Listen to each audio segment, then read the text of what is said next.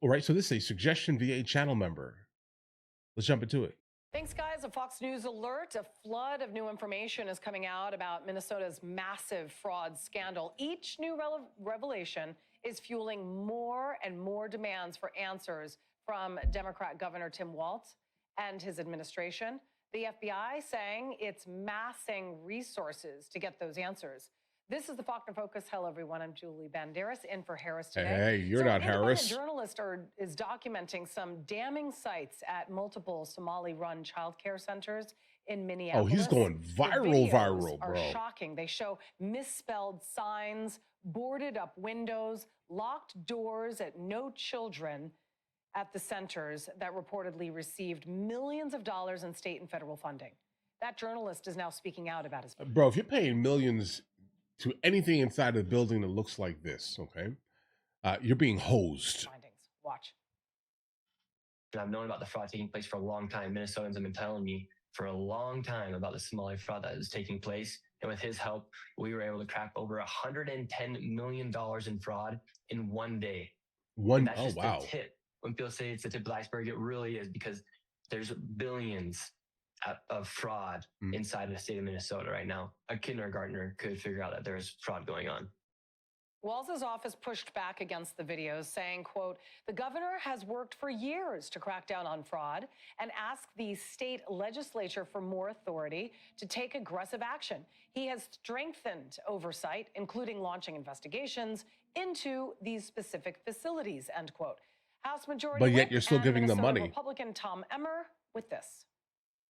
If what they're saying is real and can be documented, and what they're saying is they told Tim Walz about the fraud when it was happening, and he not only ignored them, he retaliated against him. I'm telling you, Molly, if that's accurate and it can be proven, Tim Walz needs to be held accountable. Everybody in his administration needs to be held accountable. It's time that we find answers to all these questions and hold everybody accountable. Congressman Chip Roy is coming up, but first, Garrett Tenney has more on this mess. Hi, Garrett. Hey, Julie. One of the most surprising things about this new alleged fraud in the child... He looks fake. Care space in Minneapolis is that it really isn't new at all. There have been reports about this very thing happening since even before Tim Walz took office, and it appears that it has largely been allowed to continue without much interruption. One example of a child care business that is now under the microscope is Quality Learning Center, or Leering Center, as the sign says. The business is licensed for 99 children, from infants to toddlers, but the business hours are from 2 p.m. to 10 p.m. Over the past 3 years, it has been cited for more than 120 violations for all kinds of things, including for not having proper documentation for all of the kids there. Despite that, the local ABC station reported back in January that the business has still been able to receive nearly $8 million in... Give nothing to this building, okay? Like, if it can't understand the bare minimum, understand this here. It had to go through multiple checks. Obviously, the person who designed it speaks no English. Then the person who printed it speaks no English, okay?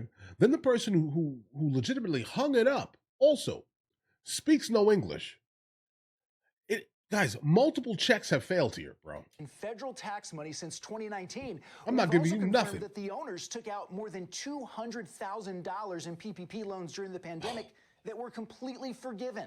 Okay. Nick Shirley says there were similar red flags at some of the other child care centers that he tried to visit in the Twin Cities. But it's so obvious. If you're living in Minnesota, you have to raise your eyebrows and think, what's going on? Literally, if you drive around Minnesota, around Minneapolis, you'll see daycare centers, autism centers. You will then see transportation companies that have snow piled up as if they haven't moved in months. After Shirley's videos went and viral, paid FBI for Director Kash Patel posted that the Bureau is all over this, saying fraud that steals from taxpayers and robs vulnerable children will remain a top FBI priority in Minnesota and nationwide. The FBI believes this is just the tip of a very large iceberg. We will continue to follow the money and protect children, and this investigation very much remains ongoing. While Governor Tim Walz and other state officials are now claiming that they are taking steps to investigate and to keep this from happening again, remember, these claims of fraud in child care centers are not new. In fact, all the way back in 2018, as Walz was making his first run for governor, sources in the Somali community told our local station, KMSP, that it was an open secret that starting a daycare center and billing the federal government for it was like getting a license to make money. Oh, gee, I believe Garrett that. Tenney, thank you. I believe Republican that. Congressman But I do believe that it's probably nationwide spread, though. I don't think that it's exclusively here. It may be more like obvious here, right? But I do think that this is something that is happening probably everywhere. All right, period. Chip Roy of Texas, member of the Judiciary Budget and Rules Committees, joins me now. Thank you so much for talking to us. All right, so let's just talk about Walz and his credibility here when he says that he didn't know that any of this was going on when it's such a massive fraud scandal. How could he not know? Yeah, Julie, great to be with you. I hope you had a Merry Christmas. And, You too. you know, it defies all logic and reason to believe that Governor Walz was ignorant of what was happening in Minnesota. Let's be clear. He was campaigning on it last year with respect to the campaign with Vice President Harris in her run for the presidency. He literally was talking about it. Thank God that President Trump won that election. Thank God that we do not have a Harris-Walz presidency, because they would be encouraging this to continue, whereas this president is rooting out the fraud, securing the border, stopping the flow of people into our country. But this is what happens when you have massive welfare programs that are funding people that are coming into our country, whether it's illegally or, frankly, through legal channels that are being abused by the radical left and the Marxists who want this to occur. The Somali community knew full well what they were doing. It's a part of an enterprise-wide effort that's global, tied to the United Nations, tied to the world organizations, NGOs, our own taxpayer dollars that are being used against us while we import people to be put on the welfare state, to be put on Medicaid, and to take taxpayer money. It's fraud that has to be stopped, and people need to be removed, deported, denaturalized, and sent back to Somalia. I just want to know, how are they going to recoup that money? I mean, is that what Walz is now going to concentrate on? Because he says that investigations are ongoing in these centers, but where's the money? And why should taxpayers have to foot the bill? Who's going to end up paying the government back? Or is it going to be the responsibility of Congress, of taxpayers? Well, importantly, I'm really proud that we've at least put some fraud protection in the big, beautiful bill, working with President Trump and what we did with the work requirements and Medicaid, because we knew that there was ripe for abuse. But we've got to go a lot farther at the federal level, and we've got to hold states accountable. Right now, they know what they're doing, and they're trying to take this money. And by the way, this is the tip of the iceberg. Let's go look at what Gavin Newsom in California, what they're doing with the billions of dollars. And we know there is massive Medicaid fraud going on in California.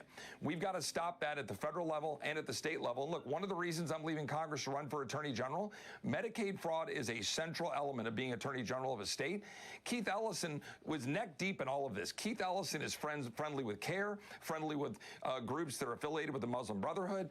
All of this stuff is connected. And if we don't recognize that, then we're not going to win this battle, because it's a purposeful effort to exploit our laws, to allow people to come to this country, try to Islamify our country, and use the welfare state to do it.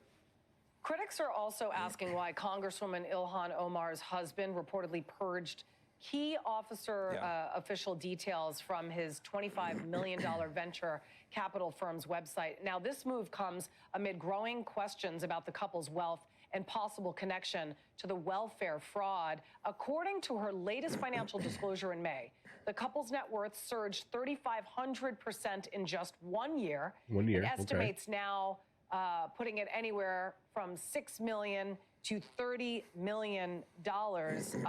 Their net worth went up 3,500%. 1 second, guys. How do research. you explain that? And then talk about the scrubbing on the website. That doesn't look good. What's Walz doing about that? Is he looking into this? Well, certainly not. I mean, he's certainly supportive of whatever they're doing. And this is one of the other things that we need to address, is the extent to which members of Congress. All right, so I don't know what could be funneling it. I mean, obviously, based off of the channel that we're watching here, they're speculating that it is 100% going to be coming from the idea of some type of fraudulent activities, right? But she does have a nominal speaking fee also, and I just need to make sure that there were some other things here. I'm not trying to sit here and come up with a reason why, or another reason why the money has gotten up to $30 million, but she earns a salary of $174,000 yearly, and she does do a lot of speaking events. So does she have a book or maybe there's something else involved here. Who knows here, right? Who knows? I mean, everything is hearsay until we actually have concrete information. And obviously, they have formed their opinion. But let's continue. Find themselves getting wealthy while they're in Congress. In this case, well, that's true. It appears by being completely in bed insider with information, all of the fraudulent activity that's going on in Minnesota. Of course, we should investigate this. Of course, should we look into what they're scrubbing from their website? I think we've got to explore this as far as we can, including potentially looking into denaturalizing and removing Ilhan Omar if she's violated our laws. And by the way, we should also ban stock trading among members of Congress, since we're talking about the wealth of Congress, and I have a bill to do that, and I hope we will do that next year.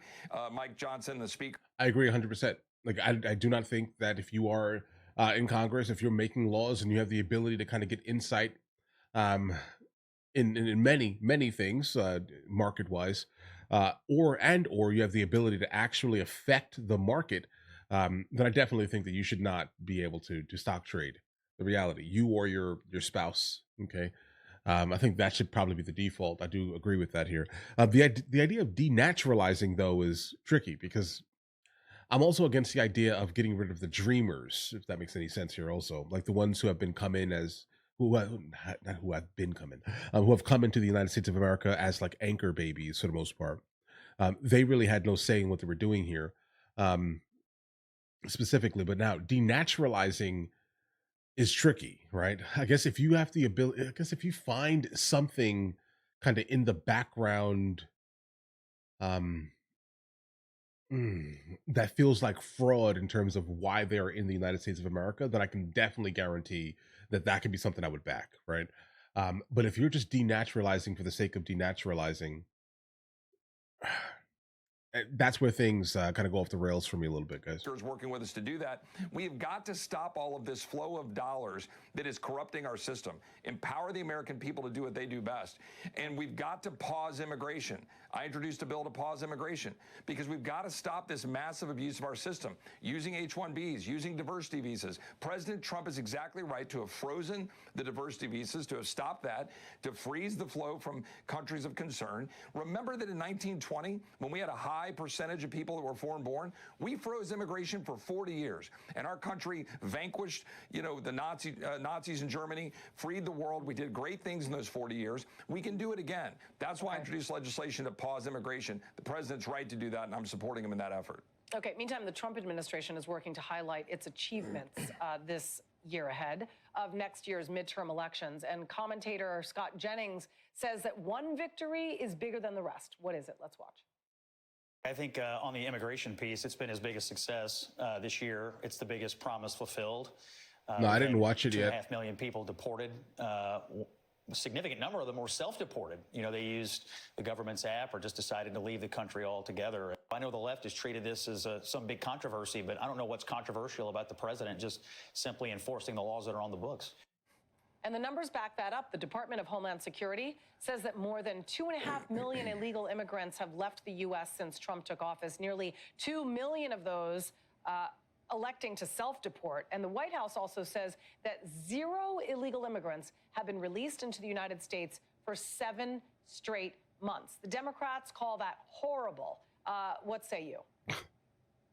Well, I do think this is the greatest achievement of the presidency. They've dropped down the flow at the border to 0. We feel it in Texas. We're a much safer and stronger country as a result. The president is right. Tom Homan, Stephen Miller, Kristi Noem, all the great work of ICE and Border Patrol, they're standing behind them. ICE is removing people that need to be removed. But let's add to that this next year.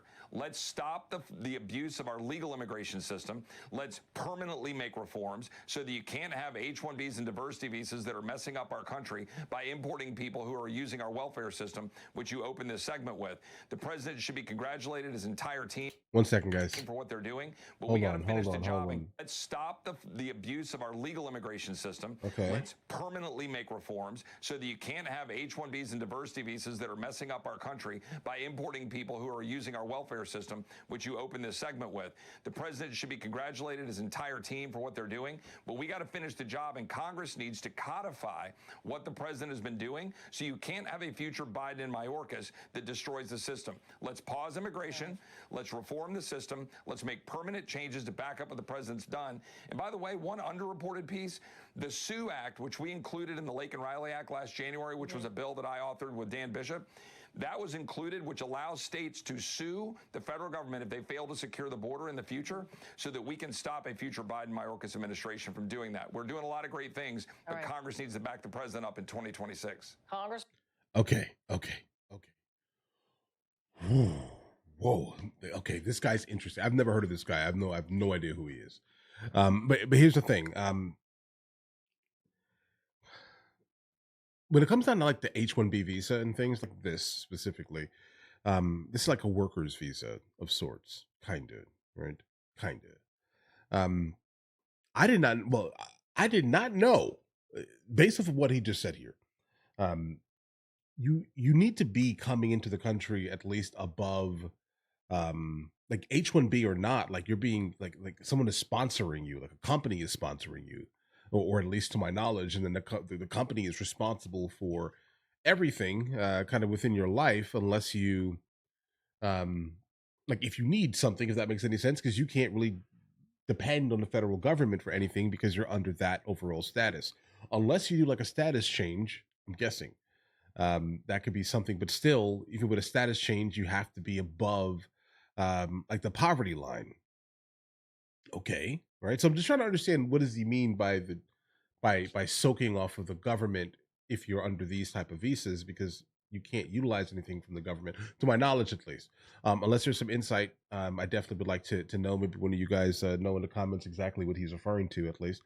But in my head, that's not something that makes much sense here. Now, the idea of stopping all immigration, yeah, we absolutely went crazy during the years we stopped immigration, and went crazy in a good way, I would say. I mean, we started dedicating ourselves to the United States of America basically exclusively. Patriotism exploded, all these great things that made America kind of what it is today. I hear you, right? But I think we've passed that. Unfortunately, we've gotten to a point where it's nearly impossible to kind of put the horses back in the barn, bro, after the barn doors have been left open. I think it wouldn't be a bad idea theoretically, but I just can't see that happening kind of in the realm of social media, globalization, et cetera, people moving around, travel, tourism. Like, you'd be killing a lot of industries, I think. I think large scale, and then people would find other ways to still do the exact same thing, right? They'll just be flying into the country, these type of things. I can imagine how that could be a thing that happens kind of going forward here. But the idea of stopping all immigration, stopping all visas and all, like, do you understand? Like, I mean, I get it. This man, right, that we're Chip Roy here. He's coming from a massively different time where people were like, men in America were still kind of getting married large scale to American women, right? Like large scale, they were chasing American women. The gender wars were not all over the place, bro. There was still kind of some social cohesion between the genders, and finding each other, and creating a life, etc. It seems like he doesn't seem to kind of understand that people are moving around a lot more. And if you want to stop immigration, then all you're doing is basically ending, or drastically slowing down the population of people in America, because men and women don't like each other here. Unfortunately, that's what it seems like, at least outside looking in. I don't know. I don't pay attention. Right. But that's just what it looks like if I was to look at social media. But I do understand that social media isn't real life. Guys, do you want to watch movies with me? I never actually thought to like promote it over here, guys. But if you guys do want to watch it, guys, we have hundreds of movies, and I mean hundreds of movies that we've reacted to. You guys can come watch them with me if you want to, along with many TV shows. Currently, we're working on the show Dexter, along with Vikings, and we have a lot of series that are already completed. But if you guys do want to watch it with me, the link is in the description. Everything's available at the second tier. But of course, if that's not your thing, guys, don't worry. Right? Listen, like and subscribe.